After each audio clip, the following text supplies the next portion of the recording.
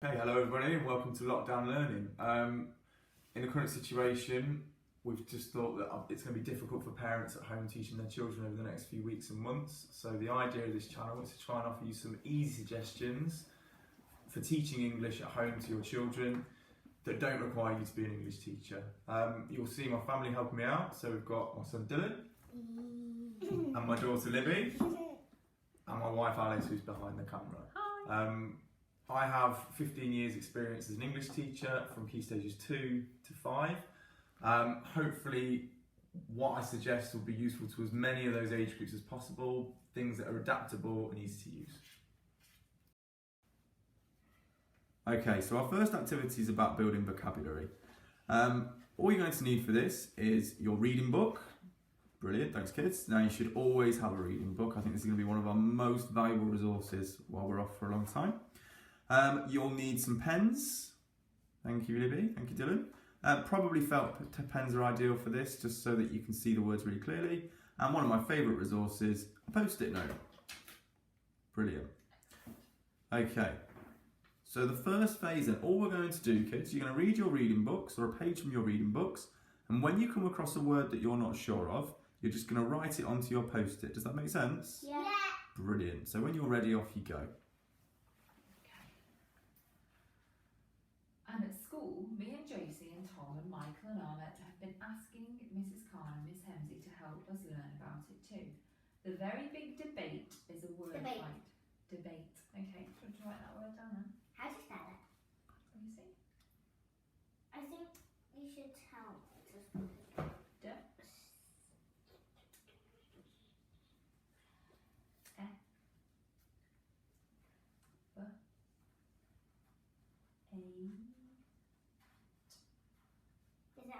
Okay, so both of the kids have now got a word. Just write them onto their post-its. Dylan, could you just tell us what your word is? spacious? Spacious. And what about you, Libby? Mine is debate. Brilliant. So they've both got a word they're not sure of. What we're now going to do then, kids, we need to find out what those words mean. How could we do that? Use a dictionary. Yeah? We could Google it. Okay, brilliant. So what we're going to do, we're going to presume that a lot of people might not have dictionaries in their house. So we're going to use the Google method. So what we're going to do now, Mum, if you can give your phone to Libby. Okay. And Dylan, if you want to take my phone and you can Google spacious. Right, let's go. Google word. There you go. So, can you write the word? Just find out what they mean. You don't need to write down the meaning, you just need to find it out. At this point, parents, if they come across a definition that's not very clear, then you might just want to sit down and just discuss that with them and make sure they're really clear on what that word means. Sometimes dictionary definitions, Google definitions can be just as confusing as the actual word. So it's just about making sure they're really clear on what that word means. Dylan, have you found spacious? Yeah. Brilliant. What does it mean, then, buddy? So,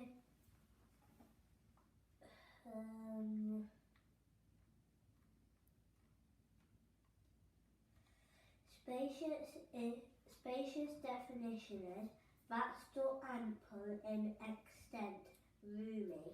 Okay, so do you understand what that means, bud? Does it mean there's like a lot of space in a room? Brilliant. Do you think you could put that in a sentence for me? The room was very spacious that I could have done anything in it. Brilliant. Okay, so I think that's really important once we learn a new word, is just to put it in a sentence so we start to become familiar.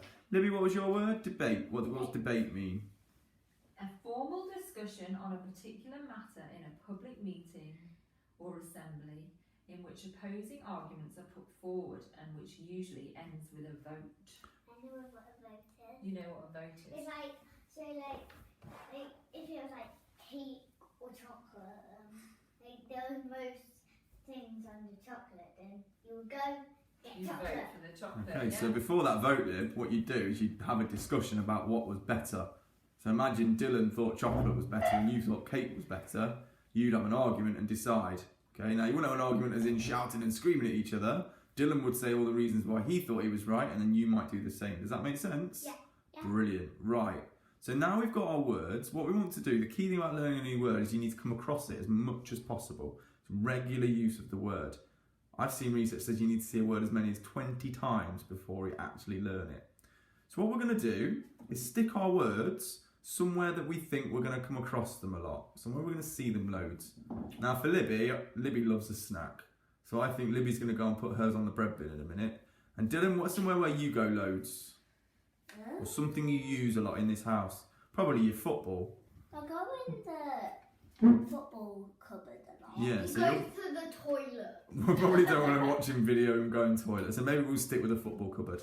Alright? So in a moment I'm going to follow you one at a time and we're going to go and do that. You ready, kids? Okay, so we're going to follow Libby first of all to the bread bin and she's going to stick her post-it there.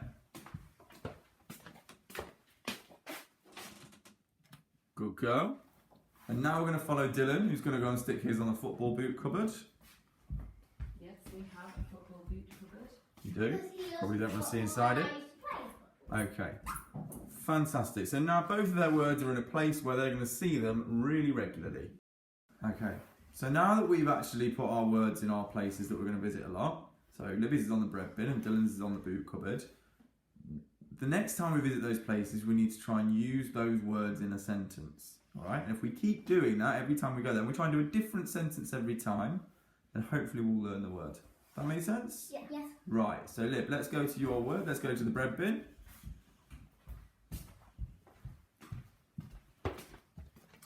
And before you open it, there's your word. What's your word, Libby? Debate. Okay, could you put debate in a sentence for me then, Libby?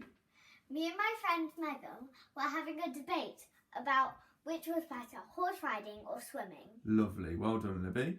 So I'm going to go back to Dylan now. Dylan, go to the boot cupboard. Okay.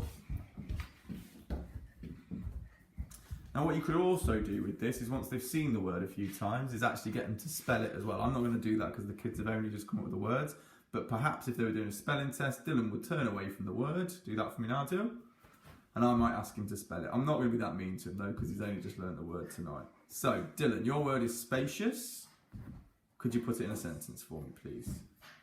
The room was incredibly spacious. Brilliant. Thank you very much, Dylan. And that's our first activity. So obviously those words won't sink in straight away. It might be that when they go to the words they've forgotten what they mean, in which case you might want to remind them, they might want to look the word up again. Over the course of a few days, you'll get to a point where they can do it fairly easily, at which point you might want to take the word down and try a new one. You could have more than one word up around the house at one time as well, so you could have lots of different words going on. Thank you very much, kids. Say goodbye. Bye. Brilliant. Just to recap really quickly. Step 1, get your reading book and read through until you come across a word that you're not sure of. Step 2, write your word onto a post-it note. Step 3, stick that post-it note somewhere that you're going to come across it really, really regularly so that you can keep revisiting the word. And step 4, every time you use that place, keep putting that word into a sentence or keep spelling it until you're really familiar and you're getting it right. And once you've done that, you've mastered the task and you can have as many words up as you want, and that's it. We'll be back soon with a new activity. Until next time, thank you very much.